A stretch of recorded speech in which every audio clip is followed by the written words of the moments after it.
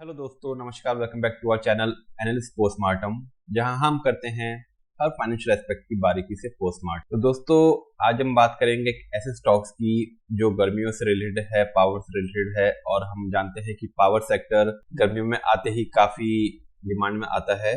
तो उससे एक स्टॉक आज हमारी रडार में आया है, तो उस पर बात करेंगे। और उसके बात करने से पहले दोस्तों, अगर आपने चैनल अभी भी लाइक एंड सब्सक्राइब नहीं किया है तो प्लीज लाइक एंड सब्सक्राइब, क्योंकि इस चैनल पे हम ऐसे स्टॉक के बारे में बात करते हैं जो किसी ना किसी फॉर्म में ब्रेकआउट या ब्रेकडाउन दिखा रहे होते हैं, चाहे टेक्निकली, चाहे न्यूज बेस्ड, चाहे फॉर्मेशन हो रहा है। और उसके बारे में हम फिर उसको इवेल्युएट करते हैं, उससे कुछ सीखते हैं कि क्या हमारी एनालिसिस सही गई या नहीं गई। तो दोस्तों, आगे बढ़ने से पहले क्विकली हम रिवाइव कर लेते हैं हमारा एक स्टॉक जो हमने बात करी थी 12 मार्च को, और इनफैक्ट दिसंबर को बात करी थी, एनएलसी इंडिया।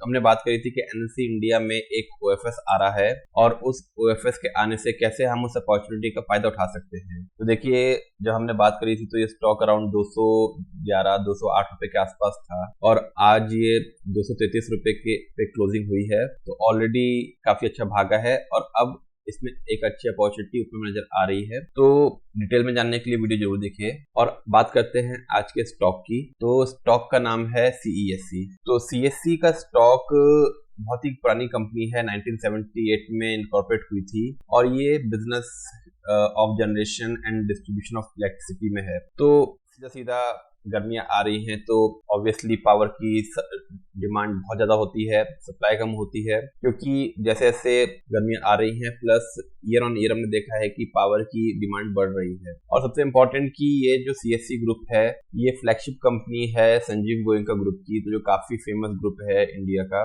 तो इस प्रोस्पेक्ट से अच्छा फंडामेंटल्स, अच्छे सेक्टर और अच्छी डिमांड, तीनों का इसमें कॉम्बिनेशन मिल रहा है। और दिसंबर में इसमें न्यूज भी आई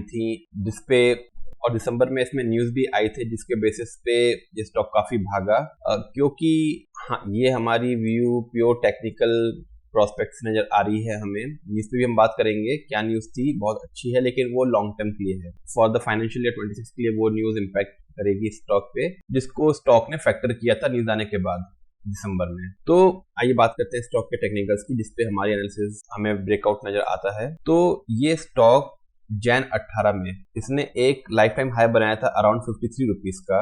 तो देखिए, ये पॉइंट है जहां पे उसने दिसंबर 7 में 50 रुपीज का हाई बनाया था, और उसके बाद 2 अगस्त 14, तो ऑलमोस्ट 6 साल तक ये कंसोलिडेशन में रहा। फाइनली यहाँ पे इसने इसको ब्रेक करने की कोशिश करी, थोड़ा कंसोलिडेशन आया और फिर फाइनल ब्रेकआउट हुआ फेब 17 में। तो आप देखेंगे जैन 18 से 17 ऑलमोस्ट 9 साल स्टॉक ने कोई रिटर्न नहीं दिया, इसी रेट पे घूमा, और फिर फाइनली जैन 17 में इसमें एक ब्रेकआउट आया जो इसको एक नए हाई पे ले गया 92 रुपीज के आसपास। तो ये वो पॉइंट है।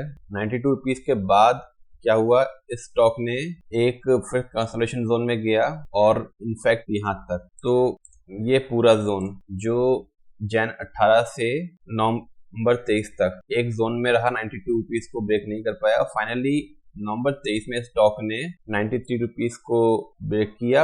और फाइनली दिसंबर में एक देखेंगे जो ट्रेंड लाइन, एक ऊपर में एक रेजिस्टेंस ट्रेंड लाइन चल रही थी, जिसको ये स्टॉक कई बार ब्रेक करने की कोशिश करा। एक बार ये स्टार्ट हुई दिसंबर 7 से, और देखिए ये एक पॉइंट था जहां पे इसको ब्रेक करने की कोशिश करी, नहीं कर पाया स्टॉक। फिर ये एक पॉइंट था, यहाँ इसको ब्रेक करने की कोशिश करी, नहीं कर पाया, और फाइनली उसने दिसंबर 23 में इस रेजिस्टेंस लाइन को ब्रेक किया। तो ऑलमोस्ट कितने 16 साल बाद रेजिस्टेंस लाइन को स्टॉक ने ब्रेक किया दिसंबर में, क्योंकि उसमें एक न्यूज आई थी और न्यूज बेसिस पे ये स्टॉक भागा था। और फाइनली इसने रेजिस्टेंस लाइन को ब्रेक करके ऊपर में एक लाइफ टाइम हाई बनाया जो कि था अराउंड 150 रुपीज का।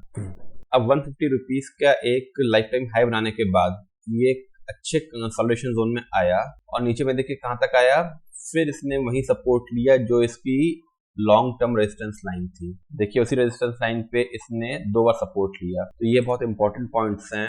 एक तो ये जोन देखिए, यहाँ पे इसने सपोर्ट लिया, और एक ये जोन जहाँ पे गिरने के बाद इसने फिर से सपोर्ट लिया 109 रुपए पे, और फिर पिछले लास्ट 2 वीक से ये एक ऊपर की तरफ मूव दिखा रहा है। अब इस स्टॉक में इसको हम डेली चार्ट में कर लेते हैं। तो देखिए ये ऑलमोस्ट अपने जो 50 डेज मूविंग एवरेज है उसके पास में है। तो देखिए ये 2 पॉइंट्स है जो सर्कल किए, जहाँ पे इसने रेजिस्टेंस लाइन पे सपोर्ट लिया और फाइनली यहाँ पे 5-6 दिन के बाद कंसोलिडेट करके एक अच्छा मूव दिया है 109 रुपए से 122 रुपए तक। अब इसका 50 डेज मूविंग एवरेज पे आज ये गया, वहां से नीचे उसके क्लोजिंग कर दी इसने, जो कि है 124 रुपए का 50 डेज मूविंग एवरेज, उसके नीचे क्लोजिंग दी वहां टच करके। अब जैसे ही अपना 50 डेज मूविंग एवरेज को क्रॉस करेगा तो ऊपर में एक ये 134 रुपीज के टारगेट के लिए मूव करने की कोशिश करेगा, और जैसे ही 134 रुपीज को यहाँ पे ब्रेक करेगा तो ऊपर में जो इसका पिछला टारगेट था 150 रुपीज, उसके पास जाने की कोशिश करेगा।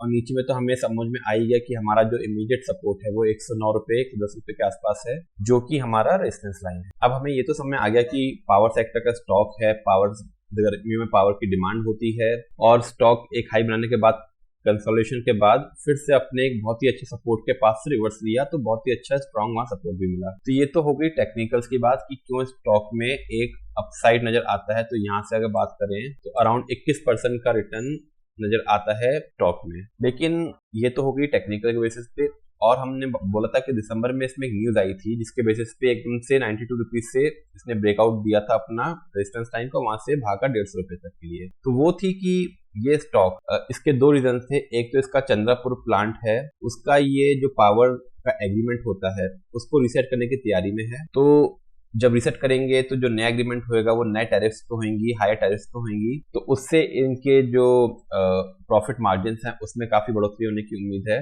और दूसरा, ये 3 गीगावाट का रिन्यूएबल एनर्जी के प्लांट्स बना रहे हैं कैलकाटा में और नोएडा में, तो जिससे ऑलमोस्ट जो इनकी आय है उसमें 600 करोड़ पर गीगावाट की इनकम होने का अनुमान लगाया जा रहा है। उससे अगर समझें तो 26% एनुअल जो प्रॉफिट मार्जिन है, एबिटा जो है, उसमें एक बढ़ोतरी होने की एक उम्मीद नजर आ रही है फॉर द फाइनेंशियल ईयर 26। तो ऑलमोस्ट अभी इसमें 1.5 से 2 साल हैं, लेकिन उसी न्यूज को फैक्टर इन करके स्टॉक एकदम से भागा था, क्योंकि 26% CAGR बहुत ही अच्छा इंप्रूवमेंट होता है। 26% रिटर्न अगर किसी कंपनी का प्रोजेक्टेड है कि आने वाले 2 साल में इसका 26% के रिटर्न, एनुअल रिटर्न से ये इसके एबिटा में और CAGR में इंक्रीज होएगा, तो काफी अच्छी फंडामेंटली बेसिस पे स्टॉक नजर आता है आने वाले 2 साल के प्रोस्पेक्ट से। तो टेक्निकली हमने बात करी और फंडामेंटली क्या न्यूज ने इसको ब्रेकआउट दिया। तो होप आपको ये लर्निंग अच्छी लगी होगी, और अगर अच्छी लगी है तो प्लीज लाइक सब्सक्राइब, ताकि ऐसे वीडियोस आप तक रेगुलरली पहुंच सकें और उससे आप भी कुछ सीख सकें और हम भी कुछ सीख सकें। Thank you.